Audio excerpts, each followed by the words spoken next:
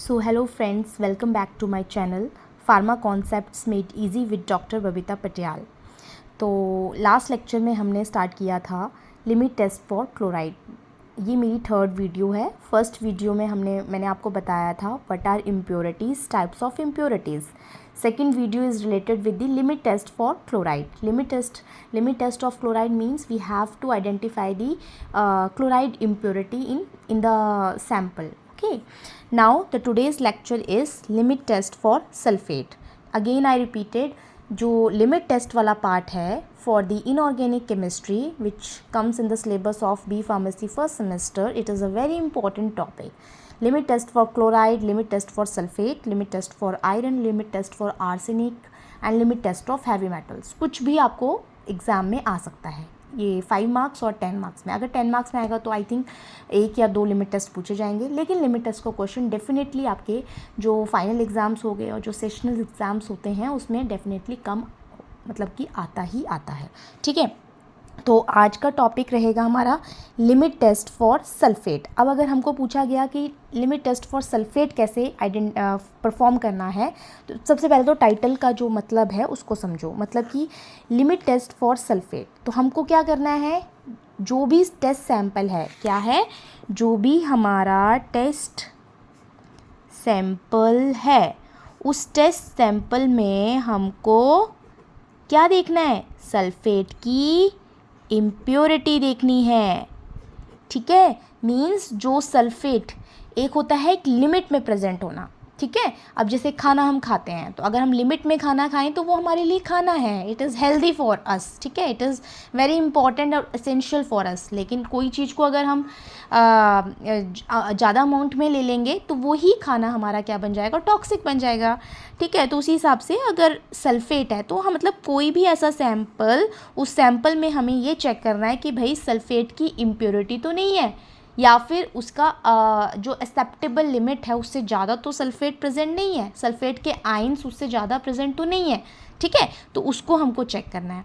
अब किसी सैंपल में सल्फेट आयंस या सल्फेट की इम्प्योरिटी प्रेजेंट तो नहीं है, ये हम कैसे करेंगे, इसके लिए हम परफॉर्म करेंगे limit test for sulphate.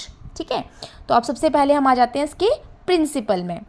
It is based upon the reaction between barium chloride and soluble sulfates in the presence of dilute HCl to form barium sulfate which appears as a solid particles।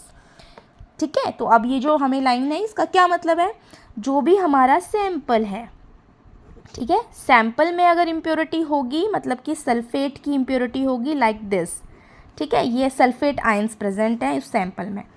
उस sample में हमको सबसे पहले क्या add करना है, barium chloride. क्या add करना है, barium chloride in the presence of, यहाँ पे अब ध्यान देना, यहाँ पे हमें यूज़ करना है हाइड्रोक्लोरिक एसिड। ठीक है, तो जब हम हमारे सैंपल को बेरियम क्लोराइड के साथ ऐड करेंगे, साथ में उसमें हम डालेंगे हाइड्रोक्लोरिक एसिड, तो हमको जो वहाँ पे प्रोडक्ट फॉर्म होता है वो होता है बेरियम सल्फेट। ये जो बेरियम सल्फेट है वो वहाँ पे क्या होगा, प्रेसिपिटेट बनाएगा। प्रेसिपिटेट, वो जो सॉल्यूशन है वो आपको कैसा दिखेगा, टर्बिड। कैसा दिखेगा, टर्बिड। ठीक है, with the removal of chloride ions।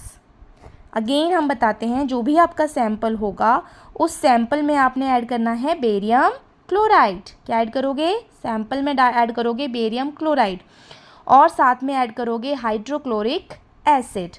जो जब आप इन तीनों को मिक्स करोगे तो वहाँ पे सॉल्यूशन में क्या बनेगा, प्रोडक्ट क्या बनेगा, बेरियम सल्फेट।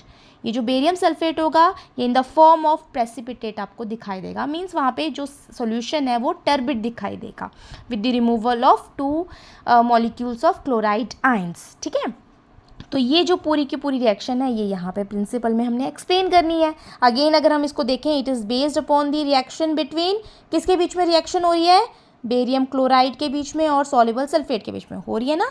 बेरियम क्लोराइड ये रहा और ये सल्फेट, सॉल्युबल सल्फेट, अगर सैंपल में सल्फेट आयंस प्रेजेंट होंगे तो ये रिएक्शन होगी।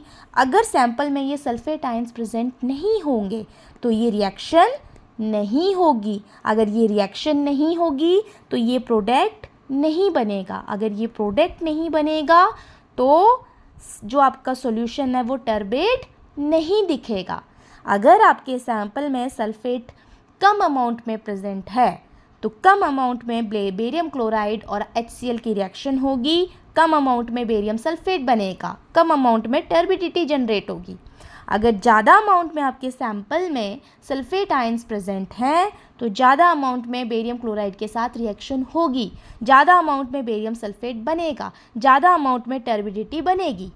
ठीक है, ज़्यादा अमाउंट में टर्बिडिटी बनेगी तो आपका सैंपल ज़्यादा टर्बिड दिखेगा। आगे बात समझ में? तो ये पूरा का पूरा आपको रिएक्शन भी याद रखनी होती है और इस रिएक्शन से आप ये वर्डिंग तैयार कर सकते हो जिसको आपने किसके अंडर लिखना है, प्रिंसिपल के अंडर लिखना है। आगे बात समझ में? अगर हम रिकॉल करें क्लोराइड वाला, तो क्लोराइड में क्या था, जो भी आपका सैंपल था उसमें अगर क्लोराइड की इम्प्योरिटी प्रेजेंट है तो उसमें हमने क्या ऐड किया था, सिल्वर नाइट्रेट। वहाँ पे जो एसिड हमने यूज़ किया था वो था nitric acid, dilute nitric acid. ठीक है, और वहाँ जो प्रोडक्ट बन रहा था वो था सिल्वर क्लोराइड। ये जो सिल्वर क्लोराइड था ये सॉल्युबल नहीं था नाइट्रिक एसिड में, इस वजह से यहाँ पे क्या दिख रहा था, ओपैल्सेंस और टर्बिडिटी दिख रही थी। ठीक है, तो अब यहाँ पे क्या है, अभी जो हम सल्फेट कर रहे हैं तो क्लोराइड की जगह हम क्या लिख रहे हैं, सल्फेट। AgNO3 की जगह हम क्या लिख रहे हैं, बेरियम क्लोराइड। HNO3 की जगह हम क्या यूज़ कर रहे हैं, HCl। प्रोडक्ट में क्या बन रहा है, बेरियम सल्फेट। क्लोराइड में क्या बन रहा था, सिल्वर क्लोराइड। तो आप अगर लिमिट टेस्ट में क्लोराइड की रिएक्शन, सल्फेट की रिएक्शन, उसी तरीके से आगे रिएक्शंस याद रखोगे तो आप पूरा का पूरा principle, procedures, how to prepare the standard and sample solution, वो सब कुछ आप एक्सप्लेन करके अच्छे से एग्जाम में आ सकते हो। You just remember this reaction. Okay, तो इस रिएक्शन की बिहाफ पे आप सारा का सारा अपना डिज़ाइन कर सकते हो लिमिट टेस्ट फॉर सल्फेट और एनी अदर। ओके, इसके बाद जब आपने प्रिंसिपल लिख लिया तो अगेन प्रिंसिपल के बाद आप ये रिएक्शन लिखोगे। ठीक है, मैंने यहाँ पे अपने नोट्स में अभी ये रिएक्शन ये लिखी हुई है यहाँ पे। ठीक है, तो ये रिएक्शन आप इस तरीके से यहाँ पे लिख दोगे। देखो मैंने 2 रिएक्शंस लिखी हैं, ये आपका टेस्ट सॉल्यूशन है, ये आपका स्टैंडर्ड सॉल्यूशन है। मैंने आपको लास्ट उसमें बताया था, क्लास में बताया था कि वी हैव, अगर हमको टेस्ट सॉल्यूशन है, हमें ये देखना है कि हमारे सैंपल में सल्फेट के आयंस जो हैं वो ज़्यादा प्रेजेंट तो नहीं है। अगर ज़्यादा होंगे तो वो इम्प्योरिटी है। ठीक है, एक्सेप्टेबल लिमिट से ज़्यादा प्रेजेंट है तो वो क्या है, इम्प्योरिटी है। तो ज़्यादा है, कम है, ये कैसे पता लगेगा? इसके लिए हमको कंपैरिजन करना पड़ेगा। We have to do comparison. तो कंपैरिजन किसके साथ होगा, एक कोई स्टैंडर्ड हम लेंगे। तो जो स्टैंडर्ड लेंगे वो स्टैंडर्ड हमारा होगा पोटेशियम सल्फेट। कौन सा स्टैंडर्ड है, पोटेशियम सल्फेट। अगेन उसमें जो हम रिएजेंट्स ऐड करेंगे वो सेम ऐड करेंगे as added by in test solution. Test solution में हमने जो सैंपल है उसमें क्या डाला, बेरियम क्लोराइड। तो स्टैंडर्ड में जो हमारा स्टैंडर्ड है K2SO4।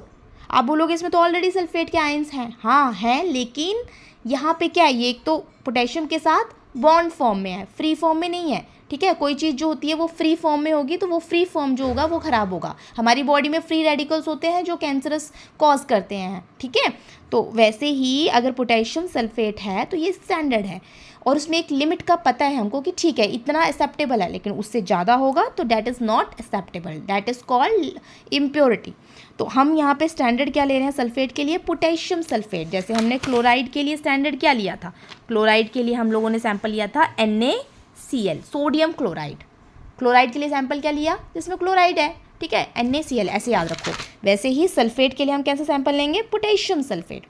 उसमें भी दोबारा हम क्या ऐड करेंगे, बेरियम क्लोराइड। उसके बाद और क्या ऐड करेंगे, HCl, दोबारा barium sulphate, 2 molecules of KCl। तो ये दोनों अगर आप रिएक्शंस लिखते हो तो वेल एंड गुड, और लिखनी भी चाहिए। टेस्ट सॉल्यूशन के लिए अगर आप यहाँ पे सल्फेट की जगह टेस्ट सॉल्यूशन लिखोगे इट इज़ ओके, लेकिन स्टैंडर्ड आपको याद रखना है पोटेशियम सल्फेट। अगेन जो भी हमारे कॉम्पिटिटिव, क्योंकि अभी आप फर्स्ट सेमेस्टर में आपको इतना नहीं पता है, कॉम्पिटिटिव एग्ज़ाम्स, GPAT एग्ज़ाम्स, लेकिन फाइनल ईयर आते तक आपको ये सब होगा कि हमको क्या करना है आगे, what we will do in next part, ठीक है। तो अगर हम किसी भी कॉम्पिटिटिव एग्जाम्स में अपेयर होते हैं तो these are the some of the most important questions कि लिमिट टेस्ट फॉर क्लोराइड के लिए कौन सा स्टैंडर्ड यूज़ करते हैं, लिमिट टेस्ट फॉर सल्फेट के लिए कौन सा स्टैंडर्ड यूज़ करते हैं, ठीक है। तो इस तरीके से फिर अगर आप अपने आंसर शीट में इस तरीके से वहाँ पे प्रोसीजर भी लिख कर आएँ लाइक दिस, ये यहाँ पे लिख दो procedure for the preparation of test solution, procedure for the preparation of standard solution. अब टेस्ट सॉल्यूशन में जो भी आपका सैंपल होगा वो कितना लेना है, लाइक दिस 1 ग्राम। उसमें सबसे पहले आप क्या डालोगे, HCl, ठीक है। क्या डालोगे सबसे पहले HCl, और HCl के बाद थोड़ा सा वहाँ पे उसको डाइल्यूट करोगे 45 ml। उसके बाद उसमें आप बेरियम क्लोराइड को डालोगे, ठीक है। डल गया, बेरियम क्लोराइड भी डल गया और HCl भी डल गया। अब स्टैंडर्ड में आपने क्या लिया, स्टैंडर्ड आपने 0.1089% वेट बाय वॉल्यूम सॉल्यूशन लिया पोटेशियम सल्फेट का, ठीक है। अगेन उसमें HCl डाला, अगेन उसको डाइल्यूट किया और उसमें क्या डाल दिया, बेरियम क्लोराइड। फिर आपने उन दोनों की टर्बिडिटी को क्या करना है, ऑब्जर्व करना है। अब कोई चीज़ को ऑब्जर्व करना है, ठीक है। अब टर्बिड है ना, मतलब कि वाइट फॉर्म में हो सकती है, ठीक है। तो उसको हम किस में ऑब्जर्व करेंगे, अगेंस्ट दी ब्लैक बैकग्राउंड। ये जो हम लोग बैकग्राउंड रखेंगे वो कैसा रखेंगे, ब्लैक बैकग्राउंड। अब उस ब्लैक बैकग्राउंड में हम क्या करेंगे, अपने नेस्लर सिलेंडर्स को रख देंगे। क्या करेंगे, ये हमारा नेस्लर सिलेंडर A और ये हमारा नेस्लर सिलेंडर B। बोलने का मतलब ये कि ये हमारा नेस्लर सिलेंडर स्टैंडर्ड सॉल्यूशन वाला और ये हमारा नेस्लर स्टैंडर्ड सैम्पल सॉल्यूशन वाला, ठीक है। अब स्टैंडर्ड में भी टर्बिडिटी तो होगी और सैम्पल में भी टर्बिडिटी होगी। अब हमने कंपेयर करना है turbidity of sample in comparison with the standard, ठीक है। रिएक्शन तो स्टैंडर्ड में भी हुई है क्योंकि हमने वहाँ पे भी पोटेशियम सल्फेट डाला है, बेरियम क्लोराइड डाला है, HCl डाला है, टर्बिडिटी हुई होगी। लेकिन मान लो ये हल्का हल्का टर्बिट है, आपका जो स्टैंडर्ड है वो हल्का हल्का टर्बिट है और आपका जो सैंपल है वो उस स्टैंडर्ड से भी कम टर्बिड है। इसका मतलब आपका सैंपल क्या कर रहा है, पास कर रहा है लिमिट टेस्ट को। क्यों कर रहा है पास, क्योंकि अगर इसमें टर्बिडिटी स्टैंडर्ड वाले ने बता दिया है कि इतना टर्बिड होना ही है, इसने इतना एक्सेप्टेबल है। मान लो वो 20% टर्बिड है, मान लो आपका जो स्टैंडर्ड सॉल्यूशन है वो कितना टर्बिड दिख रहा है आपको, 20% टर्बिड दिख रहा है और आपका सैंपल आपको ज़्यादा टर्बिड नहीं दिख रहा है, ओनली 10% टर्बिड दिख रहा है, मतलब स्टैंडर्ड के कंपैरिजन में कम दिख रहा है। इसका मतलब आपके सैंपल में जो सल्फेट है वो क्या है, कम है। तो कम सल्फेट जो है वो बेरियम क्लोराइड के साथ और HCl के साथ कम रिएक्ट कर रहा है और बेरियम सल्फेट कम बन रहा है। अगर कम बन रहा है तो जो आपके प्रेसिपिटेट हैं वो कम बन रहे हैं और उस टर्बिडिटी भी वो कम हो रही है। तो मतलब कि सल्फेट जो फ्री सल्फेट होगा वो कम होगा, मतलब कि इम्प्योरिटी कम होगी। तो आपका लिमिट टेस्ट क्या करेगा, लिमिट टेस्ट फॉर सल्फेट आपने लाइन क्या लिखनी है, sample passes the limit test for sulfate, ठीक है। मान लो स्टैंडर्ड आपका 20% है और जब आपने सैंपल की टर्बिडिटी ब्लैक बैकग्राउंड के अगेंस्ट कंपेयर की तो बहुत ज़्यादा टर्बिड हो गया ये। मान लो ये आ गया 80%, तो आपका क्या हो गया, 80% कैसे हुआ, सैंपल में सल्फेट के आयंस ज़्यादा थे, ज़्यादा रिएक्शन हुई HCl और बेरियम क्लोराइड के साथ, ज़्यादा बेरियम सल्फेट बना, ज़्यादा प्रेसिपिटेट बने, ज़्यादा टर्बिडिटी हुई। तो इसका मतलब आपके सैंपल में क्या हुए, सल्फेट आयंस ज़्यादा हुए। ज़्यादा मतलब वो फ्री फॉर्म में और ज़्यादा है, ज़्यादा मतलब इम्प्योरिटी है। तो आपका सैंपल जो है उसकी turbidity as compare to standard की टर्बिडिटी से क्या हुई, ज़्यादा हुई। तो इसका मतलब ये क्या करेगा, sample fails the limit test for sulphate. इस तरीके से ये चाहे तो आप ये डायग्राम वहाँ पे बना के आना, बट ये नेस्लर सिलेंडर्स वहाँ पे बताना कि हम लोग क्या यूज़ करते हैं, नेस्लर सिलेंडर्स यूज़ करते हैं, ठीक है। तो यहाँ पे नेस्लर सिलेंडर्स में पूरी रीडिंग्स वगैरह भी होती हैं, ठीक है। तो यहाँ पे ये ऑब्जर्वेशन देख ली मैंने क्या लिखा है, if turbidity of sample less than turbidity observed in standard. अगर स्टैंडर्ड की टर्बिडिटी से सैंपल की टर्बिडिटी कम है then sample passes the limit test for sulphate. So this is all about the limit test for sulphate, ठीक है।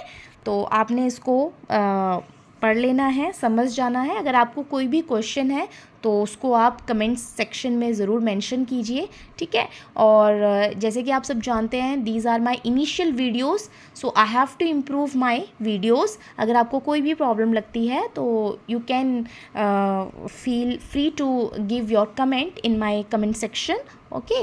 And जो भी हमारे नोट्स वगैरह हैं वो मैं सारे के सारे, जब ये मेरा लिमिट टेस्ट का पार्ट एंड इम्प्योरिटी का पार्ट जो है वो फिनिश हो जाएगा, तो I definitely uploaded that these notes in my channel, okay, fine, thank you. And please, it's my humble request to all the audience who watches my channel, जो भी audience मेरी चैनल को वॉच कर रही है, ठीक है, वो प्लीज़ इसको लाइक एंड सब्सक्राइब ज़रूर करें। तो it's my very humble request to all the audience to who watches my channel. Thank you everyone, thank you so much.